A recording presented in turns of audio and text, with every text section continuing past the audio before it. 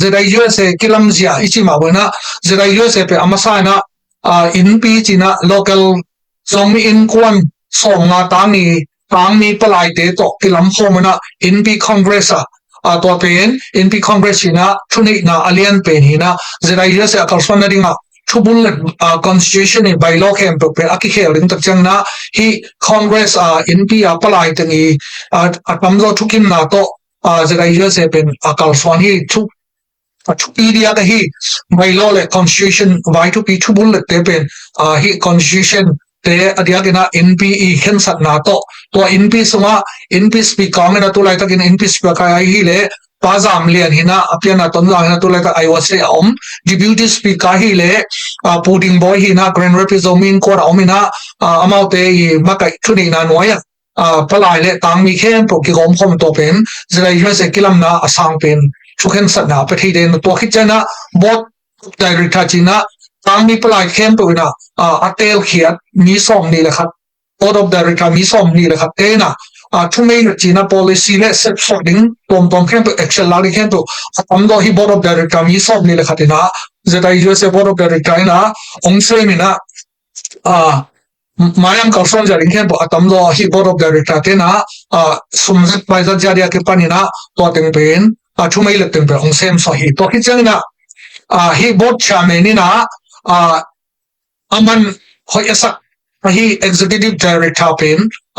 board of director te kan ong propose board of director te na thukim bi ta chana executive director pen thunei appointed KPI na tulai tak bang hi le board chairman ni na executive director din pul lian thong OKC pan ong te le na ama ina ong sep lai te ama in ama to ki thwa ding executive office member mo to pen aman ong telina ama noya ama to ki thori na genwai general secretary mo genwai ong landing na to lai ten bot chairman ma hi punun pi aman ed na telina to hi chana accounting sumle pai bai landing pen pi kim pi mo abaisa to kum kam ni hong le sa pi kim pi chi bang to hi chana in bi manager ring na pu mang pi sa swan chi bang to khi tak cha ID lam le sak ring na pu mong tong chi bang na to bang na ED ina EO officer te ring pen aman ong te le na ama to ki thwa ring ten so dum zui na hi executive director bang le tu lai takina compensation chi na hi zai USA na khafatina zagyat ke piana then vice secretary le zatsagi ke piana to changina adang IT manager ai dong na accountant manager ai dong na NP manager te pen samata ki piana to bang na amount volunteer common bahang ki pia yam chila amount na set pen hi chi vei man le man te lo na pil na sham na ma to akok ke le ki sem the lo din mun te hi man na hi EO le ED staff ten pen compensation to ki chali chi tu ni na USA kambu pa zo swan zo ta ten le to khi tak chang lai tum ba zai USA kilam zia athi nom teng kya nga atomina kilam zia pen to ran kilam hi to chena bin mun zai USA din mun pen tuni na ma sha kum som ni sung aphang na makai lui te dong za ta na kompyang ma bona no hun lai to akibang zo ding akibang lo ding AI khun hi ta hi mai na ki khel tam bi to omina tu lai ta na tu tam ma do ki khel na tam bi da ong ding hi tak chang na mi pi nong the sham la ma kai lui ten no mi dang in to chi ve ka min ja to ma kai ka ten to chi yam chi te da di na hi mun pani na ong gen ding tu na idin mun pe ong gen hi zara USA pe non profit organization hi na as USA kum pi I thei pi na no IRS no sumjat sumrut na ten gong legal takina mo ta yawen takina aki hi ma bana he said US a non-profit organization hi na dong zuina tunia ke panina abai sai na kital khak na makai luite idin mun le ama hunlai na swata dan le asep na dong zuina tel khak na dong om por kha dong om trading aya na tuni na makai thak ten bang to ong kal soning am chile he said US a pen koimun na am group ma to kisu halo hi kina bo halo hi chi pen himun panina public relationship ni bi to kisop na bo ani khat ka hi na dong zuina zet US a din mun pen ko ga mai hi rong indi ga mai dong leitung tom ga ma hiam toy ki po na tom to chi kha dong nen chi kha zo aki zom lo po por na lian khathi china open nong the pi na himun panina ke ma Thomas Strong na public relationship director ke na to dungji na tuni na hi ong sak ta hi sang san ta kina toy me na ko ma pe una kram khati ki o na de lo mana hiam toy te review revolution vai na hiam toy te hi don ai ke minam khat swatan na ri na amru ke bolina ki nei te hi don na ko ma to hiam toy na him to ki zom lo hi por na ze ai USA hi chi to pen leitung bo ba om lo mi te la ong the pi la to chang hi USA ga ma om ze ai USA member ben tu lai ta na tu som le tu go ba hi na ben bai ong lo teng to ke chang na tu som le tu go ba hi to hi na om im ben tu som ni le tu nga le tu som dum ki ka om din ki like so hi ta chang na ong lu ne le tu ong lu dun ko man khial ke la la ke la tel khial ke la ze ai USA pen qua hiam tôi to kil kil nu sum le pai ta long ki long lo put long thai ke pathe lo ba hang yam chi le am lo te support le hang ze dai USA kompi na ong phiat ding mok na lian ding hi manina tu ni na kwa bang bin muna idin mun pe aman ma to ki pai ni dang na mo na tom to ong ni ma ta sele tu ni na 2025 to 2027 hi kum ni ta ma len board of director te na tua bang ina abe sa ki mo na tom le kan te ya chini ko te pau khale tua bang te to tom de to kina bo khalo na siang tho ten kal son ni na ko ma hiam toy singnoi mi ai dong singnoi lo mi hi na khosunga om revolution ascente no ko ma pe ma to ki se na om le de ki support lo dinga ze dai USA pen USA kumpi thukin na non profit organization hi na dong vi na tang pin ong ding ki por na hi chi pen to pen tu ni ta na mi pi tang ta the di na ong pula king ina to dong zui mai na legal ka na om ding hi mani na ze dai USA ina department committee tom aki form sunga legal affair committee china tu lai ta kina committee abe satam de dong ki form hi tan sele ki function zo lo ki lo sha zo lo hi mani na tu komina athakin board chairman pu Andrew Paulian non le to hi tak chang na executive director pu lian thong te makai na to hi tak chang na pi ma ho sung ma la wai di panam kha pi ma ho sung accountant no ke pan amount te ni na legal affair committee on landing to hi chana Kentucky panina Kentucky state pan Louisville panina hi gammi lawyer asem ye kum som chumbang asem tu lai takina Kentucky state lawyer padong legal affair committee ong lu ti chiali na asawe lo so min pi panin long to executive director ed le board chairman pu Andrew no Peter long mi pi ma ya ong le ding press release ong boarding to te ki nei tak chena mi pi tang ta hi sra USA pen ko to hiam to te ki poli asumu to che thi chi tam lo de na he kam mi ati mat pi hi kam mi teng ya legal taka attorney anga mar council khonga aki health mi kang olian de khadina hi legal affair committee pe ong ma kai de hi tak chena ko ma nu mai naw pang long lao lo ta ke da ze dai ye sam ne ma ong lu jia jiao la ko ma sum le pai de long gen mai sum hi le gen mai suma thong lu dinga general fund thong lu dinga relief fund thong lu dinga wai de phung lo wai di fund lu ding hi toi tak chena he bang in Sydney thu pi Sydney len kum som dong war bang sem state at Sydney len te na hi legal affair committee ong hu ta de tak chena ko ma lung yang non ke la ko ma ki ngo non ke ni na be sa ma tai lui te hun sumina ke tel khang na ama ni ma na tel khang ma no mo ke le vai tom to ko te pen om no lu hi to na legal affair committee te nga ta rong kal son hi man na himuna bang gen nom bi hem chi le ze dai ra se ben ni dang na sai pi pa yin pai ni chi long ki gen de lai na tu hun je na de na ka ji ba AI hun dai ta che na ke sab le ze dai ra se pen hum pi ne kai bang na Indian ya technique hang san ta move on lai bi na ong ha thi na ring na hi bang na legal affair committee te ki ya ze dai ra se thu jong hum ma lo pi na fe ka khong to ko na tom le thu hi lo pi na i ko le lo hi bang na he gam mi shit ni kum som dum wal asen te to agam tang ding ki por na hi ka chat kuman ki bek le mi pi arin na tam pi ong sem kheding ki por na hi idin mun pen non profit organization hi am group tom de tha ki belo bek tham lo na kidin pi ki ngai lo ding hi chi pen ko pe ko ma ong tel shamun abai san kidin pi lo ki support lo tu na to ma ban ki le na to te atela kho ki na I thek na di na hi gam mi shit ni ulian te ngon legal affair committee china board chairman le ed te makai na pi song te tong ki tho ding wa iminam sunga aksa na tom to om te hi tale ki mo man na tom lobby multi lobby old bang again te dong hiban legal affair committee ong len to ding hi chi pen idin mun ikilam ja hi pen to te ongen hina mailam kalson ja dinga zara USA ina bang le mailama ni na ine ngelo pen thalo koi kara tu mina ibot chamen pa ai domina executive director te makai na noile to chana impeachment is to kimpi na to grand committee dong kinai ta na zomi te eite na ele isun kidong tan te hatsai na ki sapet ai ta chamai na hong tom na dina he kumpi te to USA kumpi le USA kumpi noya om NGO tom te to ki somina grand pen to kumina dollar ki xiao na to te ong makai ding na pi mang ho sung hi na ama pen wai pan ang kha hang thak pil na sem na anei kha hi na dong zui na tu ina process settle ki pan ta hi pai chai na mi da US mailam kal son ji adinga ei thabek to ding lo na NGO tom de to hut ki le ding na dina chi ma boina sang lui mak bang le ko ham lam te dong i khol ding na bang na hang thak te dong wai di te dong ka ding ha ai ding na wai di te dong ki zup na ni rang sang na ông smooth xem tiếng na ama cái pil na xem na te to hi de to grand dòng tu kum teng khat ki xiao na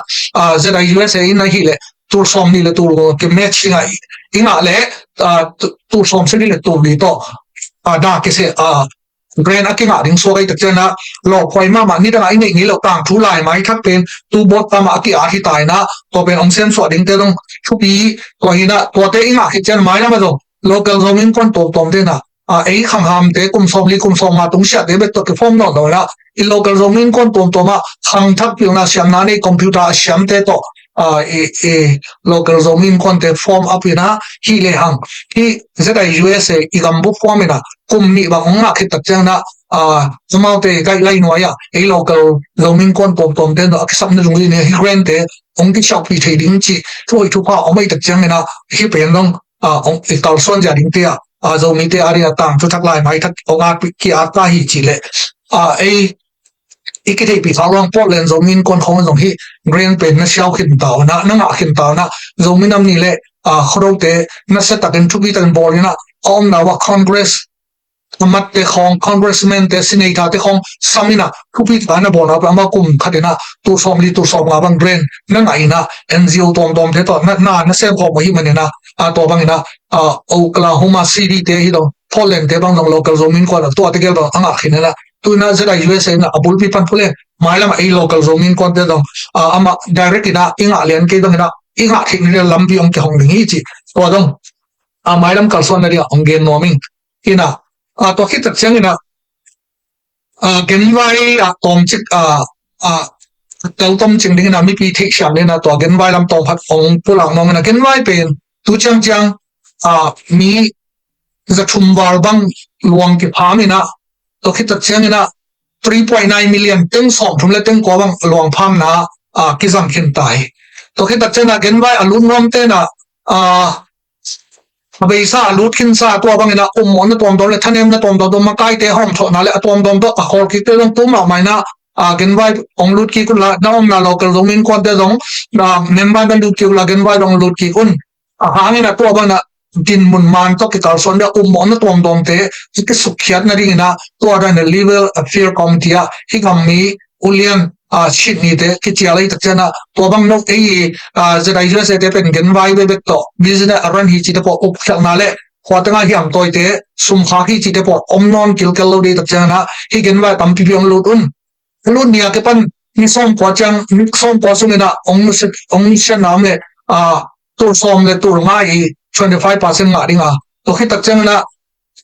50% nga ring de be khagu noisha ai nong sha le alu da ke ban khau noisha nong sha da hi le 50% ni to khit chang na kum khat noisha hi le 75% ni na kum ni chin khit tak chana full benefit nga ding hi tak chang na tu ni na atang pi na to ken amount te tang na public relationship ka hi na to bang na gen wai nong lut ja na ding le tu som le tu bu kan tu kum bai mana tu som ni gen wai lut yom na in ma te khan sem na ding na akwa ma pe na gen wai lama to bang na kilo thi mi thak sa na pen kum khatin live ki ne ya chana dikim na pe adia kina kum khatina phumbai ta ki dong hi chana hi genwai sum pen genwai dong na ki zangi to bot ong ka hi July 4 July hit to bot tam sunga mi sha de sen thumbal ta hi ta chana hi ki dong gi te pen mi khat luang khat ki pham na tu som na tu nga ta abai te to thilea genwai sum pen genwai lo azat man na ding ma om lo na ki si khop to hi na zo mi te pasien he pina toy he ga ma itun mi mali tam ma bang na to bang ong sha long tam zel hi tak chang na I thi sham ning na su lai kha ke pan tu chang be beng jong long som zum bang ki pham ki nei tak chang na I genwai sum don de pen ati tak mai na ki jang hiyaซึ่งจะได้รู้เช่นนะสมเลปะอันนั้นตอมได้เป็นที่เห็นไว้สมที่สุขภาพเรานะ general ฟ้านักกิจการดิ้งทุลุเต general ฟ้านักกิจการนะกาลตายหูนะเตเป็นกาลตายหูนะมาที่สักที่ relief fund ปนนะ relief account ปนนะกิจการที่นะเตตัวนี้นะเสียงที่เราเจอกันนะฮิตเป็นเป็นองค์เงินมอมิงตัวตรงนี้นะจะได้รู้เช่นนะ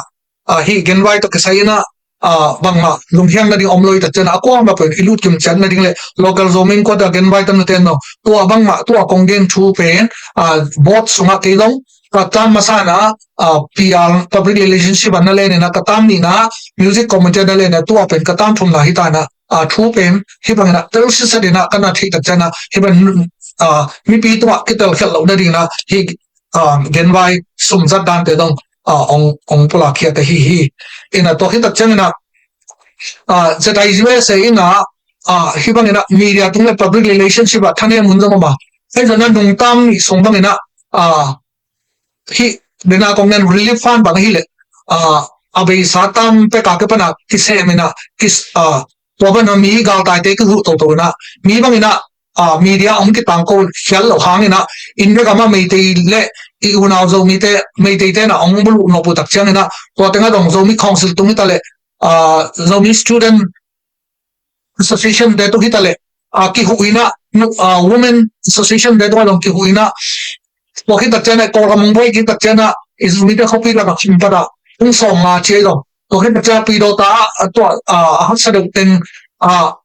ตัวมาสจะว่าฮีปีโดตาเล็กคำปัดบางดงปีโดตาเต็งจะขัดนี้ทำไมจังคำปัดเต็งส่งมาตัวคิดเจนะจางดงสุ่งหวังบอยจะเลยตัดเจนะโคปีบิสกวางคาทอลิกโปปีกุมปีเตต่อฟอกตะกันนะคิดสมทีเลยมีปีจ่าตามตัวจีนะคาทอลิกบิสกวางก็ดงปุ่งจ่ากี่เพียนะตัวเจนะนะหายตัวฟันดาวฟาราจมิงดาวตัวปุ่งส่งมาจีไปนะกี่เพียตัวคิดเจนะ KBBC Calvary Baptist Convention ดอกตึงสนิอามาสานะตึงกาบเลยเรื่องอะไรตัวส่งมาอามาตรงต้นกี่เพียตึงส่งมากี่เพียก็จะอันนี้นะกอปีดงสุกตัวปีโดตามไม่น้อยจีของบุรีมันจีของมันองตัวกินดักจังนะKBBC เดตรงต้นมันต้องตึงสักขัดกี่เป็นแล้วตัวที่จะอามาสานะตึงดงต้นหลังมวลลุงจะเนี่ยนะดาวตายที่อารินชินะตึงมาตึงส่งมากี่ขาตัวเจ้าต้นหลังแล้วมาการลงตึงเร็วๆดักจังนะตำรวจกาลตายที่ดินชี$ตัวงาคิขับเพราะฉะนั้นตุยตัวมาดีนะ$ตัวเลยจะงาคิขับจีบฮีนะตัวบางนะจะได้เยอะจะเป็นหมอกำนักสักเลยนุ่งคุ้มสุนัขเก่งมากมิวสิกคอมมิตี้ดาริกาที่สุนัขชาริตี้คอนเสิร์ตมุนงาคิบอลเลยนะนี่พี่องค์เบียคิดตุยนะตุยโตเขาเป็นภาษาตัวอิตาลีสุมเตะ$ตัวสองจุดว่าบางอิงะเตเป็นตัวบางนะอินเดียนามิตรเลยกอลกำลังสมเลสางะกาลตายหุได้นะที่อีสิโลนะกอลกำสุมเลียนี่เลยอันตัวนี้ต่างบางจริงดิ้งนะอินเดียต่อบางตัวอินเดียเตะตัว among ตัวอเมนะตัวบางนะจะมีคอนซัลท์ตัวที่อเมนะที่ตรงนั้นตัวตัวเพียงนะตัวมีเตะตัวคิดได้ยินนะแล้วคำปัดบางเลยไกด์ปองส่งเตะตัวที่อเมนะบางนะตัวบางนะจะได้ USA เป็นหมอกำลังนะกาลไตกาลเพียนนั่นดิ้งนะกาลกวางแล้วนะกาลอบอลดิ้งเหี่ยมตัวเตะที่ support เราฮิตเลยกาลองเพียนตัดเช่นกาลไตเตะเป็นอันเนี่ยขัดที่บุ้งมองขัดไปได้ที่เพียวตรงนั้นที่จะได้ USA เป็นมีปีปีมา USA กำไปของเลยนะอินเดียเรามีกอลกัมเรามีที่บางนะ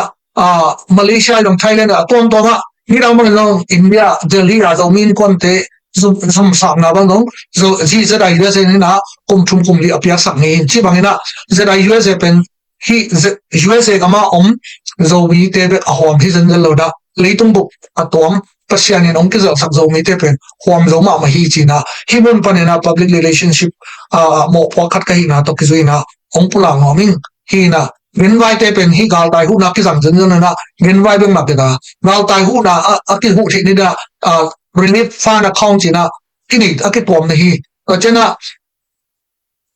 pan mun bolte khor jin na tom ane ki zo general fund panina ama thulu to kizuina suma ke zangai tak da tunina mi pi ule na hi la pongin khem to na hi se dai se de gam tak ja le ki vai pok ja le sumle pai ja te pen khel na no na thulu no ya gen vai general relief YD te sumnong YD te bang apai hi ma abai sa na te kital khel na tom te pen mai lam om no lo na ri na tunina thatina ong za sak pha no min to khi tak chana mai kum chiang ina zomi khom pi dong kum danga om nei zomi khom pi te dong ki bang lo di na ong pian dang ma ri ha ni na ni ta thum ki boarding na sin ma pi ring ina body na thukim sai dr kham khan swan ina ma pen political science to PhD na ina India kum pinoya professor kha thina bethalo na nungina orgama bang hi na tu lai ta ngong ta bulu te ji na tu lai ta orgama hiam gam poi na to au ka hi kum pi te peace program India kum pi tam ni nya tina ama pen to ngong tat ko gam kum pi te ka kum pi te ade hi zen na ahyang India kum pi in muang ta kina India kum pi tan tam pi ta million tam pi population tam pi te kum pi pan muang ta kina India kum pi palai na ong solina to ba na yang tan pi ma ba le ama bang zo swan ding hak sama ma dr khampan zon be chip get in ki sama to khe tak chana ong nu sakhe hi Reverend Khomza go hi azi ning khan man zong ki sam hi to chana ong nu sakhe hi Reverend Dr gin khan nang ji ke nang azi ching zaman zong ki sam hi inu te ni shanu te ni pen apa salte open lai sham thok te le lai a chama hi manena amao te visa onga ke a hi le USA kama om do mi te ari na apa salte a sa lai bu te ong poi na o te tha pia ina to lai bu te zong za dai USA in pia i go wi gam ding na to teng lamet na le zo min ko ni na ong nu sakin sa i aksi te zong ki mangil lo hi chi na to zong ipulang nok na kom hi toy tak na hi za dai USA gam sunga om zo mi te pe hom ni zan na ong nu sakin sa isya pi te ni i ji te na ngon pe anga le nga lo pasian thu hi ki sam hi ki phok hi chi himun panena ong pulang no min to changa special guesting ina Zomi Council India kama Zomi te ki vai pong na ki pol na alien pen har hi Zomi Council to lai ta kena president asem hi pu vum swan ki sam to changa chian man lal gui te MMA flyweight champion 2025 Malaysia mo to tilai na hat pen champion nga isang gampa song ki sam to chang siam hup tong pen la lama Zomi idol mo to judges ding ina ki sam hi to ke to chana let's say ong hi chisim sonen indi lampanan nun hoi zen ngai sang shalomi don ngai lian to ki chana mang nun moi to changa ngai dim sian muan to chana muang pi ngai te chi te lo na to chana mung tung lu to te be la sa bi ve na to chang na siam to te be at ti chana lo por khara men chen to cha chin khan manga ichi pen hi MZP makai mo Mizoram aba ki por na khada MZP ama pan mulyan khat chin khan manga thom de long ke sam to chan la salama JK ka ma hi na nem khat niang Marilun to chan kim nu to chan sen boy ichi pen hi mi masalam mo sen boy event is la sa te to chan trumpet hong pi le biak khai pe la phok siang hi mo to chan tan khon cho anu ai mi hina pa pen na ga te mo to chan na pum za da ri ji pen hi mi masa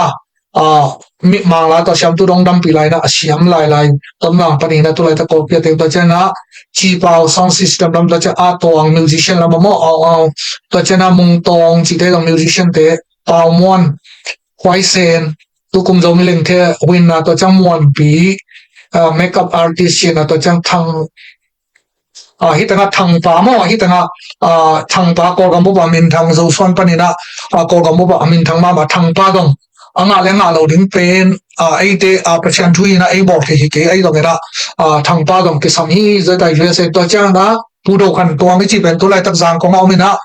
gam sung gam pwa Malaysia ta le Thailand ai dong na jang kong sung ai dong asam tung na ngona mi hing mi kem sep thelo le sep do lo hi mi si hem to ilum lo no matun theli da ho pong la sak pu do khan tong dong ki sam hi chi to hi tak te na adang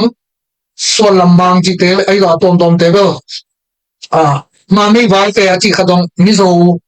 hina pina ai la sa na ama identity a hitanga isangam chin de nong sak vai lo bang mi nam ni ham chi le nang chi ni lo ai chin khong chi tak te na ko ai zo ni te ma chi de la siam ma mi vai te mi zo gam ban dong ki contact la ya to dong ong pai te te ding na ki samning la ka alis la ka pai na hitang ye tak chana hi za dai US na bang bang le leitung bu ba om zo mi te ki hwamina de na ka chi ba ba ong la sekin ta shapi te na ngon dong aji te kinu salo da ong nga lo le chi ba da ki hwami chi to ong human pan na ong kha ba no min to chana hi la sak to ki sai na mai to khom pi nei tak chana izin ma ming te long chu pi the ma ba to ki chana ki mo na long atam the item tam the ki holding to chang la sak na te dom ni tang ni concert ki boarding to chang na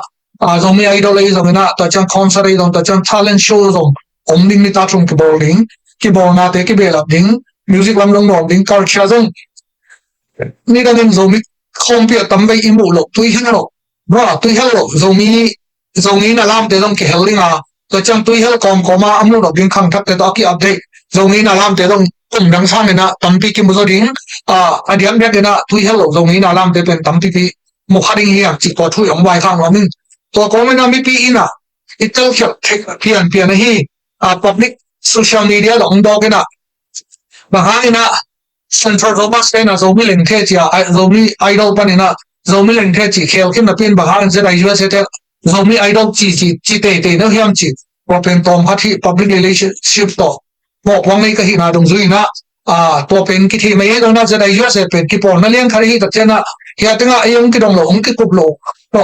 mi na khel mani na min chi ta cha to chi ni chi om chi bang om thelo na ni na ka chi bana in pi meeting hi dong na ta cha board meeting pan na hoi isak le chi bang abot tam zui na thu pen khan ki bang na ki khel pa ki por na lian hi lo na ni na bang na dan le pai dan khat le to chena ichukun I bai lo te dan na ki kal so na hi na dong zui na again de na central zoma se bai na ko to bang na hi gel dom I tak chena zada US dong ZM te da tom tom ding to kumina minam bu bina to bana hi ni chi bana ki kumna omule to dong to ga hi dong na amao central zoma makai tengina to bana amao hoi sak na to a hel thu khat pen zada US no wazi pani ki kumna omule na wazi pani chi jiao jiao te to zada US pen akal phone no wa hang no hi no wa thu bang ina athu zui na pa hi amin to chita chi a ki hel khoi ko yau the ki por na hi no lo na akhang ching na ma khat hi tak chena tu kum na hi le mai kum chang na tu bot tam sung pen zo mi idol ma ki zui dinga mai ong pai mai ding bot tam te tam lon hoi sak le dong ma kai te hoi sak le dong ki khel thi hi dong tu ina ma hangin zo mi idol ki dang hiam chi le idol dong I thei sa ma bana izan na pen milim le lai shang do sunga om milim le doi vai ka vai in ki ngai sul lo ai te ta ting le ko te pa le san mu da pyu thai do po ku en huai mi hi thi lo a hi thi mi ai te ta tin mi te siam na tung tuang anei te chi da to skila hi man na tu tung na zai USA na zo ma ste na zo million ta dat man na en dong jang ni chi bang te pen piang thi thu hi lo na I pai ba ngi na ba ki pa hi mai lama ki mu kho na ki por na tom tom ting to na I mi nan bu ba zui ding yu le ki por na tom tom ting to ma kai ting to ki mu ki thu kim na ilak le to ba na diam diam le le da tu na hadina khel mani na en no khel ni chi banga lum le pa thi ding ki por na hi lo chi pen to pen bot ai ta le bot sunga thu ki kup na dong zui da tang pi tang ta ma ko ong za sak nom ka hi ina tu ni ta ge na bot sunga ze kai kom kom pi mai na kom pulang nan a thu pi pe nei le idin mun te pen ki hoi lo ding hi li ga ta ge na to chen mi pi te tang pi tang ta te pen tu bot ma ong ki thu pi wa ma ba dia transparency me Polen min tamu omma maring sumsat paisa nate hi dongena to chang leitung num tom ma kisop nate group kisom loading chi ba ong kisom lo tak bi hi to khi tak chana zomi council jong zede mai do zede ma ong kisom lo pesana ong tung ning khlo poi tak chana hitanga board chairman Andrew Paulen on pen chief guest din Malaysia pai ring hi to ma bangna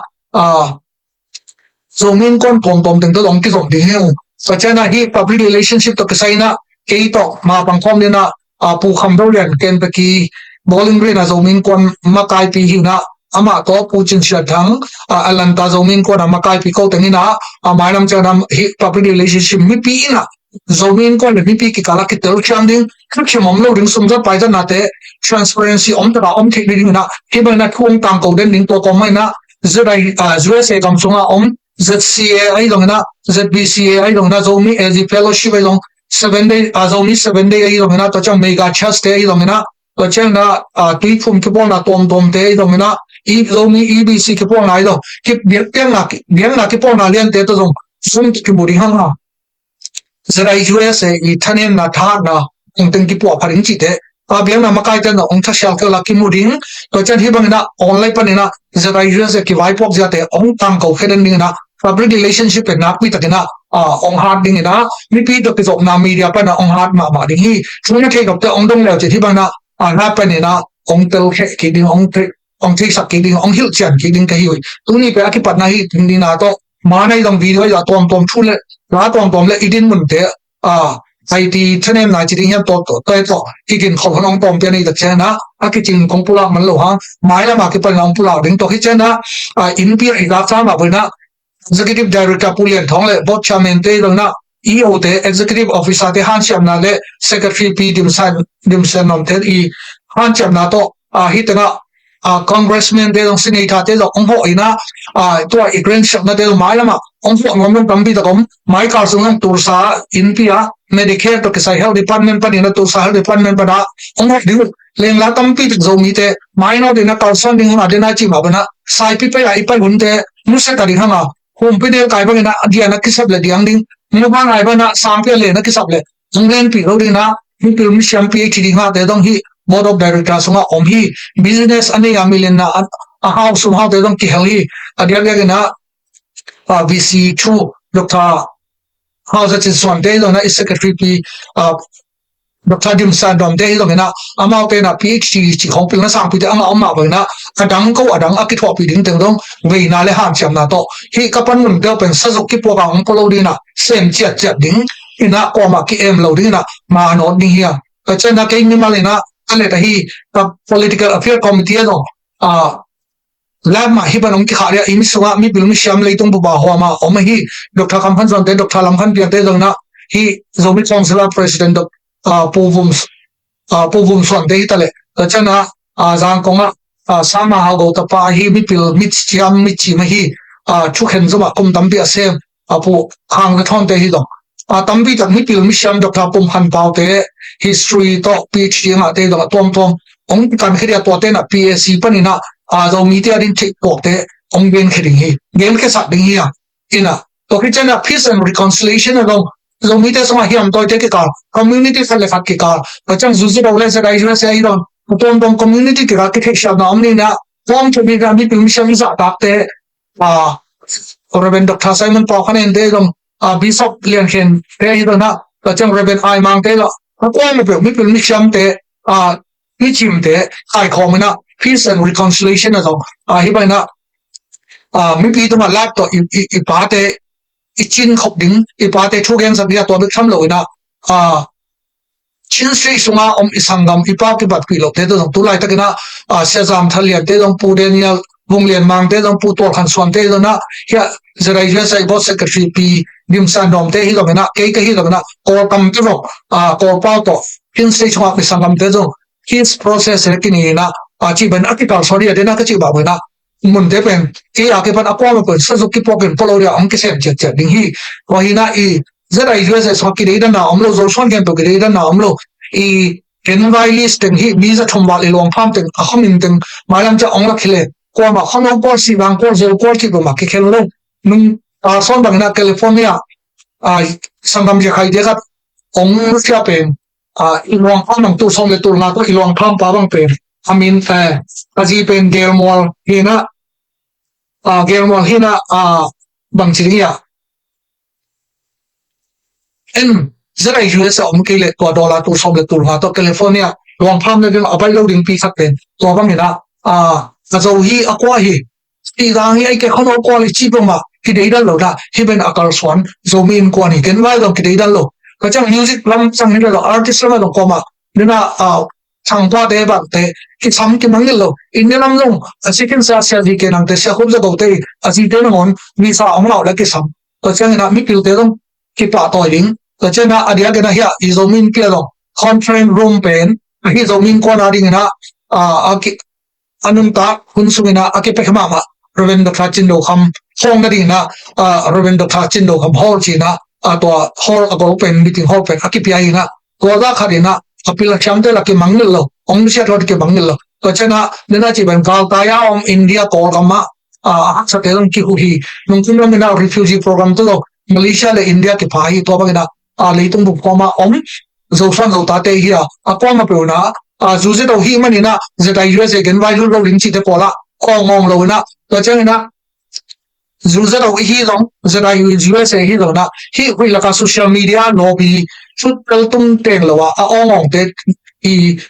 amal to ei te kinga lo na ei ki pon na lian i na dong ri na wa te i wi phan na to ei kam tang le allowing le aling long ni lo ina de nai chi ba legal takina i sum zat na i pai dan na mi pi to ki sok na tam the ki om ni nga ni dang ina ki dang ke do na tu bot tam sung na he is a US pen hi mi kang te to channel tina relationship hi gam mi te le ulian te to ki sok na ding lam sang pen bot channel le executive director pulian thong te na dia ke mo po ko ding to chena ei zo mi in kon sung local zo min kon te le to mun dang gam to ma om zo mi community te ki sok na pen ke hi relationship public relationship atenina mo po ong garing china to dong ong pai khang om to hi ta chena zo US kam sunga om zo mi te na to mo hang na zo min kon phot no bwa zo min kon da din do pule ke le public relationship committee te to thuang na sakun ong pai na bailo te borena zo min kon ding ding hian thein of na tom tom le mai ma ki khum to ni tu ni na zo min kon be legal ta gara legal affair committee te nang sem dia grand committee te no nang sem ding ni dang te to ki te hin lo na ki so pi te do am group tom tom te to kwa hi ta le hi am to him to ki som lo hi to te chena ki mong la lo na ar son ni pan mun te ka ha jam ni china tu ni ta public relationship ka te hi na to la kha na to ama sa pen hi chana holi ongen hem to ina na sia sa ko la thei tal nok na tal lo nam le ong dong ki gun la ki chana ki holim ki ni to ki chana onggen khya nam le jong la ki chana onggen la chin ki por na min to onggen ka hi ta chana khum na le mo mai sam na onggen ning hing ko chana polen min ta bu ong ta kana zera ju se pen ip sim chi bang te om na ong ki kal son ning hi chi wa ta pulang ning leitung ko ba om ni mal kim to kwan thu pam pe kim che te ima ban ta ilungu khem to pan ong pe kim che ta he